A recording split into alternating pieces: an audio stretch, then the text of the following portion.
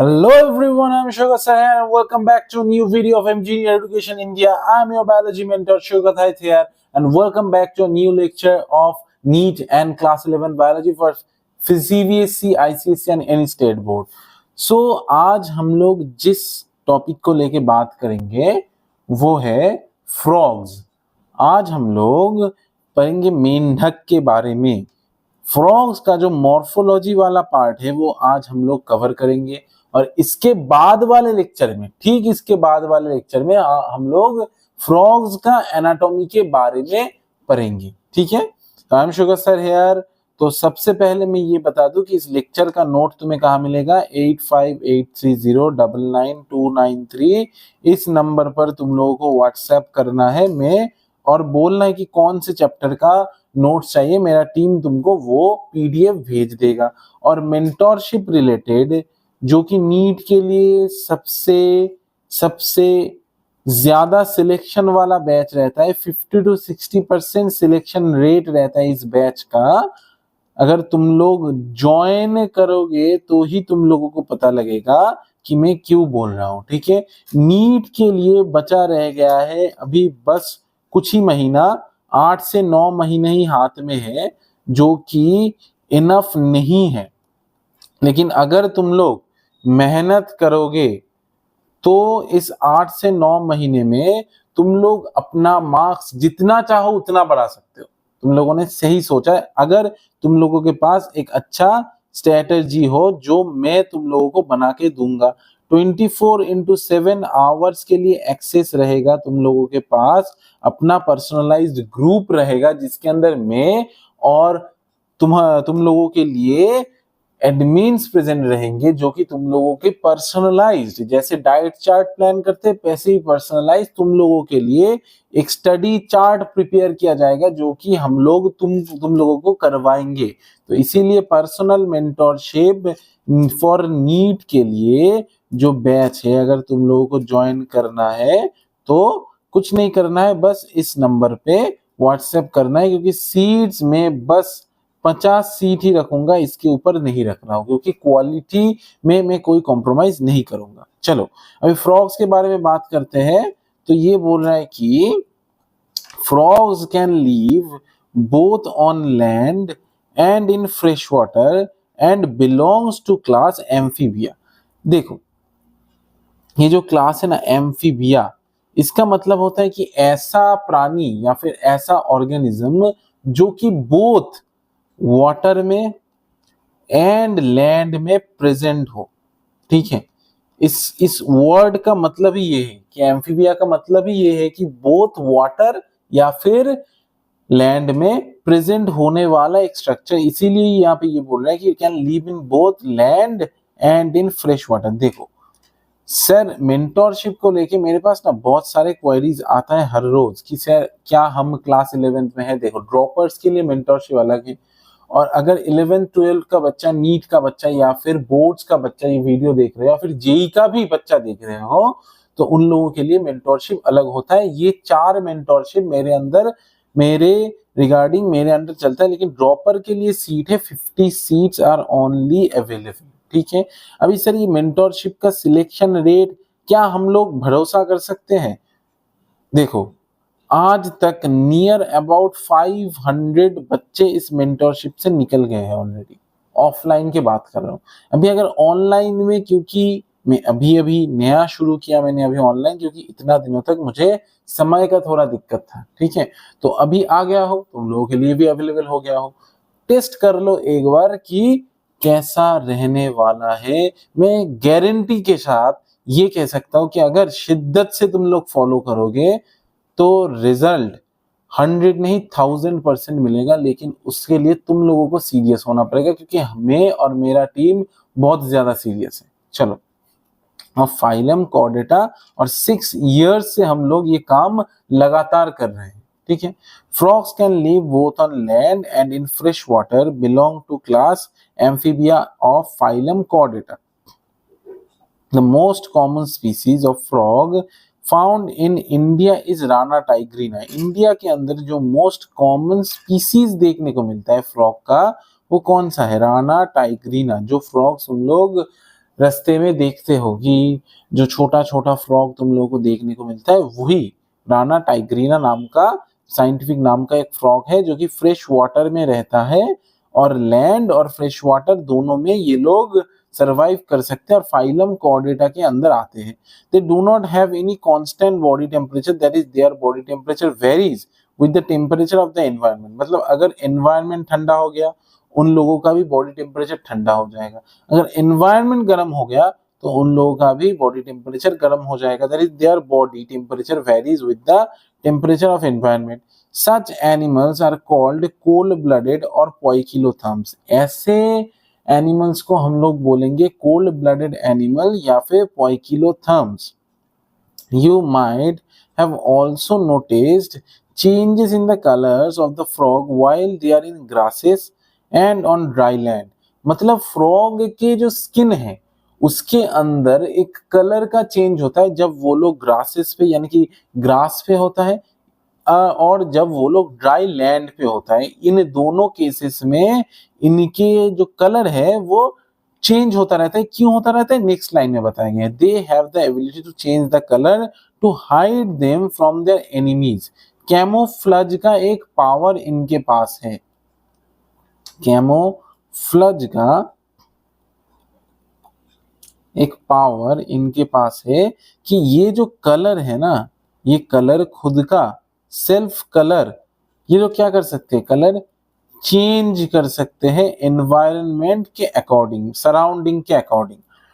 This protective colouration is called mimicry. Mimicry मतलब environment का mimicry, मतलब एनवायरनमेंट जैसा दिखने वाला कलर ला देना खुद के अंदर, ताकि जो प्रीडेटर है वो इनको प्रे ना बना सके, यानी कि इनका शिकार ना कर सके, कंफ्यूज हो जाए कि अच्छा वहां पे फ्रॉग है क्या।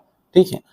You may also know that frogs are not seen during peak summer and winter। देखो इन लोगों को क्या बोलते हैं, पोइकिलोथर्म बोलते हैं। क्यों, क्योंकि ये लोग कोल्ड ब्लडेड होते हैं, यानी कि अगर बाहर का टेम्परेचर ठंडा है तो इनका ब्लड कैसा होगा, ठंडा होगा।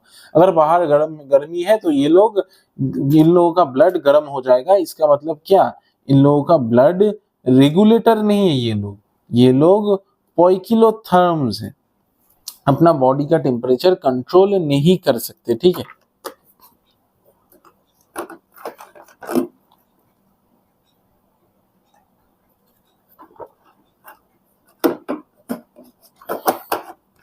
चलो अभी देख लो। During this period they take shelter in deep burrows to protect them from extreme heat. मतलब जो पीक समर का सीजन होता है जबकि हीट बहुत ज्यादा हो, ये लोग क्या होंगे, पोइकिलोथर्म होंगे। और कैरेक्टरिस्टिक्स क्या देखने को मिलेगा, कैमोफ्लज करेंगे। और क्या देखने को मिलेगा, और क्या देखने को मिलेगा, समर स्लीप करते हैं ये लोग, इसको हम लोग एस्टिवेशन बोलते हैं। अच्छा, जो विंटर के टाइम पे जो स्लीप होता है उसको हम लोग क्या बोलते हैं, कमेंट में जल्दी बताना। ठीक है। चलो, winter sleep hibernation respectively, summer sleep aestivation respectively. ठीक है। तो ये लोग एस्टिवेशन करेंगे और हाइबरनेशन भी करेंगे। चलो, ये हो गया इन लोगों का कैरेक्टरिस्टिक्स। ठीक है। Morphology. Have you ever touch the skin of frog. Frog के स्किन में एक खास चीज होता है, वो क्या है कि skin is smooth slippery due to the presence of mucus. इन लोगों के स्किन पे म्यूकस प्रेजेंट होता है, इसीलिए इन लोगों का स्किन स्मूथ होता है, स्लिपरी होता है, due to the presence of mucus. The skin is always maintained in a moist condition. Skin के अंदर हमेशा एक मॉइस्ट सा कंडीशन होता है। अभी क्यों ये लोग समर से स्लीप या फिर विंटर स्लीप करते हैं, क्योंकि पकड़ के चलो कि बहुत ज्यादा टेम्परेचर है, यानी कि समर पीक पे है, टेम्परेचर बहुत ज्यादा है, तो इनका ब्लड का भी टेम्परेचर बहुत ज्यादा होगा क्योंकि ब्लड हम लोगों की तरह रेगुलेटर ये लोग होते नहीं कि बाहर गर्मी है तो ब्लड कैसा हो गया, ठंडा हो गया, ऐसा नहीं होता है, ठीक है। या फिर कोई भी ऐसा एवोल्यूशनरी कैरेक्टरिस्टिक्स इन लोगों में प्रेजेंट नहीं है कि बाहर गर्मी है तो पसीना आ गया, पसीने की वजह से ठंडक आ गया। अगर बाहर ठंडा है तो शिवरिंग, कांपने लग गया हाथ पा। तो ऐसा कुछ भी एवोल्यूशनरी इन लोगों के अंदर कुछ भी कैरेक्टरिस्टिक्स देखने को नहीं मिलता है कि इनबॉर्न प्रेजेंट है। तो इसलिए ब्लड का भी टेम्परेचर हाई हो जाएगा। टेम्परेचर हाई हो जाएगा तो ऑर्गेन्स का डैमेज होने के चांसेस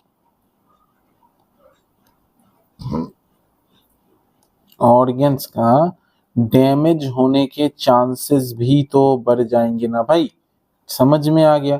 तो अगर विंटर है, बाहर बहुत ज्यादा सर्दी है, टेम्परेचर गया घट, तो ब्लड भी क्या हो जाएगा, ठंडा हो जाएगा, टेम्परेचर घट जाएगा।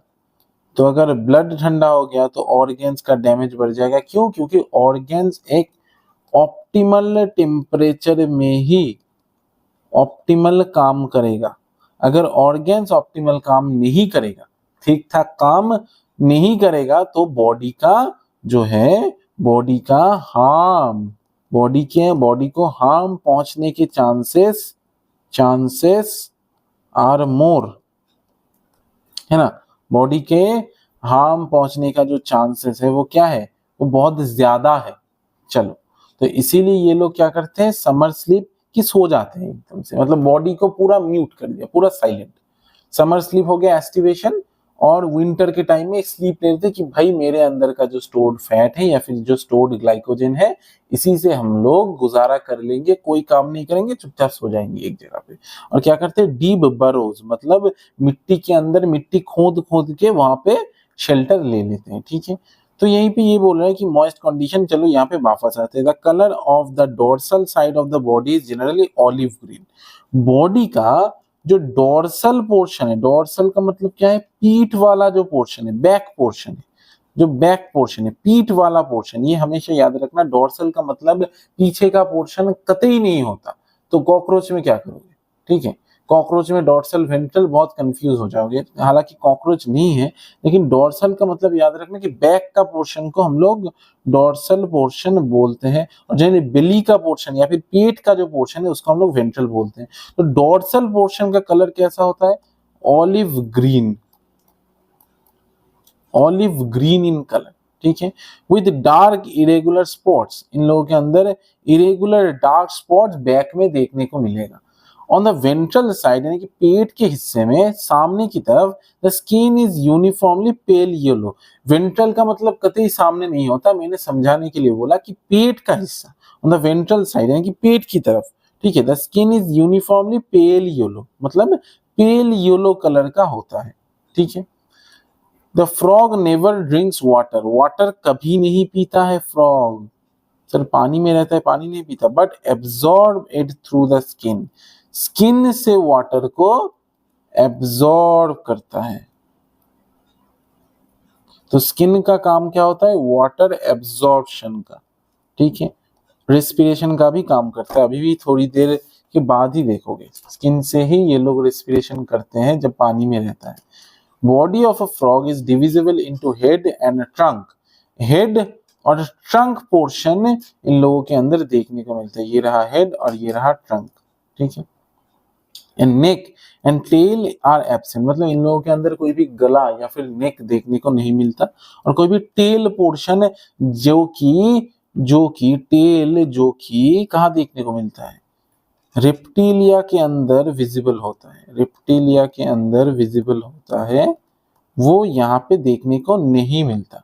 यहाँ पे एम्फीबियंस में, एम्फीबियंस के अंदर जो फ्रॉग आता है उसमें देखने को नहीं मिलता टेल, समझ में आ गया। चलो,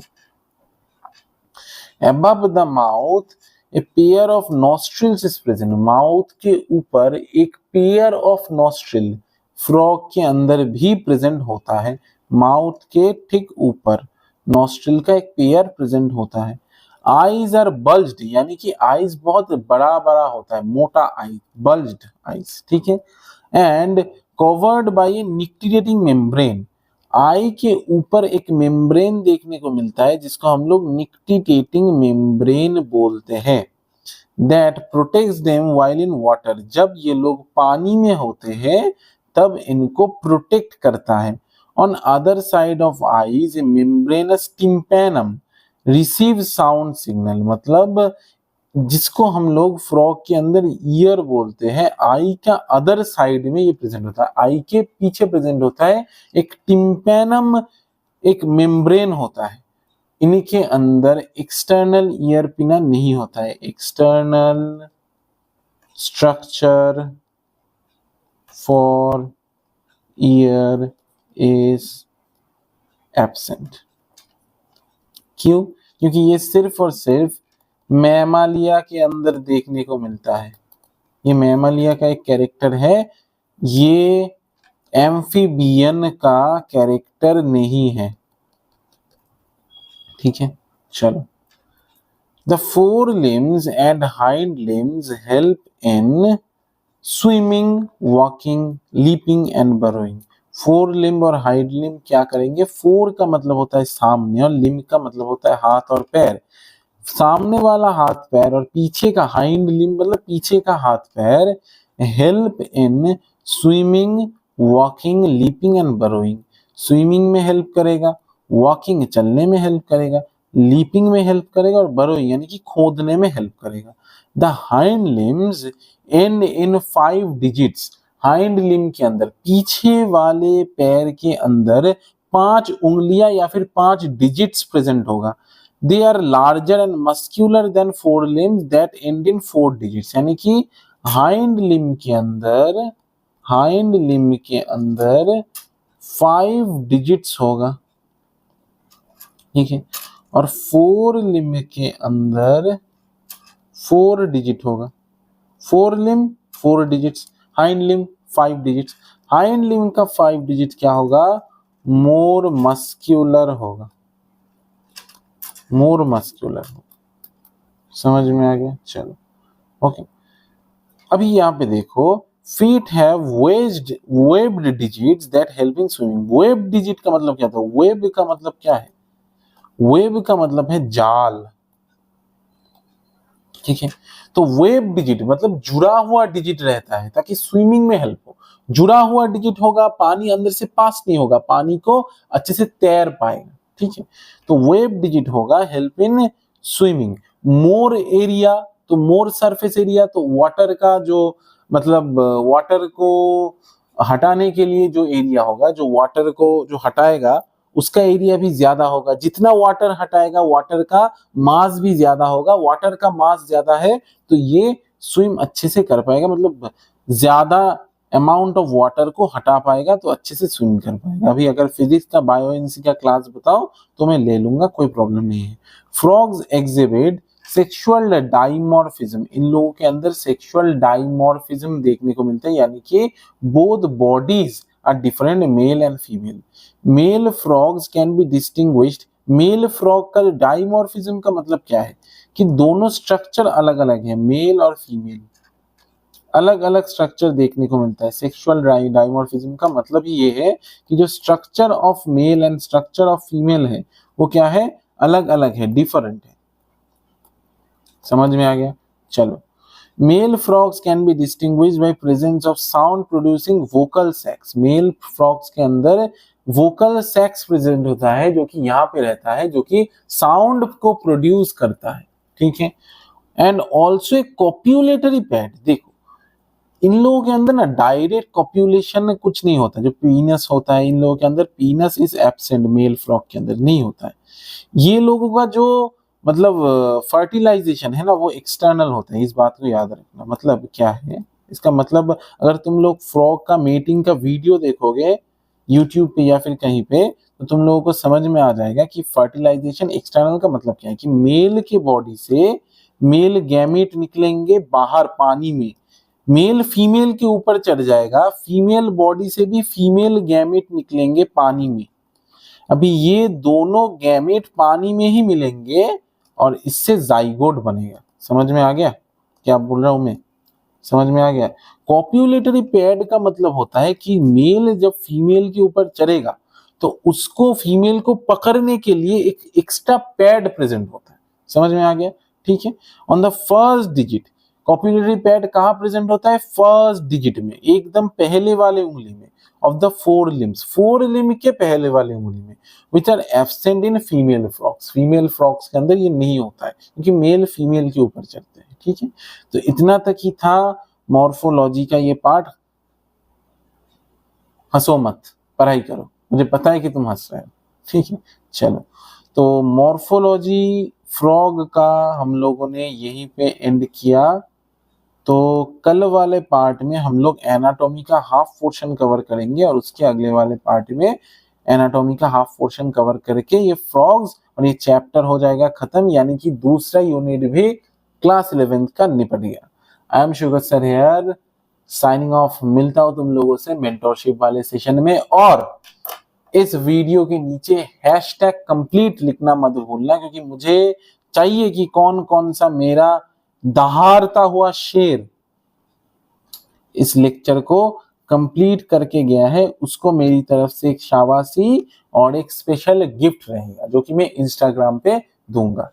इंस्टाग्राम पे मेरा अकाउंट का नाम है mgneer_shoykot_hide। इस अकाउंट को फॉलो कर देना और मुझे डीएम कर देना कि सर मैंने ये लेक्चर कंप्लीट किया है, तो मेरी तरफ से एक छोटा सा अमाउंट तुम लोगों के लिए मैं भेजूंगा, ठीक है। इस लेक्चर को देख के हैशटैग कंप्लीट लिखना है बस। टाटा।